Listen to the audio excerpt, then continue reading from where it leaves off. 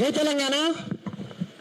ఈరోజు నువ్వు ఏదైతే ఉప ముఖ్యమంత్రి పదవి అనుభవిస్తున్నావో అది తెలంగాణ ప్రాంతం పెట్టిన భిక్ష. తెలంగాణ వాదం లేకపోతే, తెలంగాణ ప్రాంత వాదం లేకపోతే నీకు ఇవాళ 10 జన్మలు ఎత్తినా కానీ ఉప ముఖ్యమంత్రి పదవి నీకు వచ్చేది కాదు. అది తెలుసుకోవాలి. ఉగ్రవాదం అంటే అర్థం నీకు తెలుసా? అసలు నువ్వు చదువుకుంటే కదా భయ్ నీకు ఉగ్రవాదం అంటే అర్థం తెలిసేది.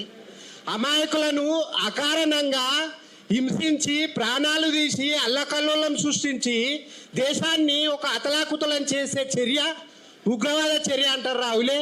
నీకు అసలు ఉగ్రవాదానికి అర్థం తెలుసా? తెలంగాణ వాదం ఏందో తెలుసా?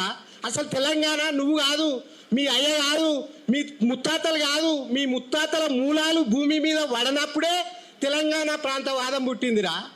తెలుసా నీకు? ఆ సోయి ఉందా ఏమన్నా? తెలంగాణ అంటే ఒక హిస్టరీ, ఒక చరిత్ర. తెలంగాణ అంటే ఒక అమ్మ.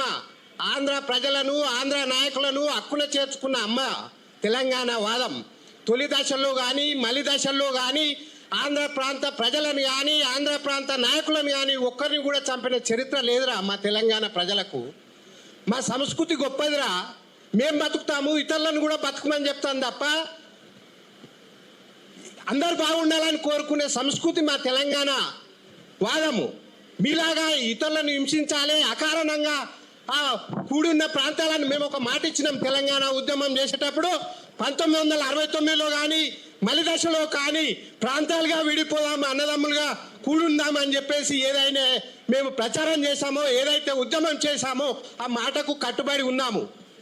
మీరు ఇప్పుడు కూడున్న ప్రాంతాల మధ్యలో కుక్కలు దింపిన ఇస్తరాక లెక్క మీరు చిచ్చు పెట్టి విద్వేషాలు రెచ్చగొట్టడానికి వస్తున్నావు. పిచ్చి కుక్క లెక్క వస్తున్నావు నువ్వు ఇది గ్రహించాల్సిన అవసరం ఉన్నది. నువ్వు అనుకుంటున్నావు ఇత్తేసి పొత్తు కూడతా తెలంగాణలో ఏమో చేస్తా అనుకుంటున్నావు.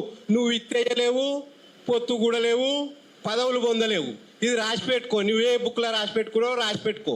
నువ్వు అంటావు గద్దరన్నకు గాడి ఇచ్చినా, కొండగట్టులో ఇది ఇచ్చినా, నువ్వు ఏది ఇచ్చినా ఏం చేయలేవు, తెలంగాణలో మాత్రం ఏం చేయలేవు. ఇది మాత్రం గుర్తుపెట్టుకోవాల్సిందిగా తెలియజేస్తున్నా. ఈ అవకాశం ఇచ్చినందుకు అన్నకు ధన్యవాదాలు చెప్తున్నా. జై తెలంగాణ, జై తెలంగాణ.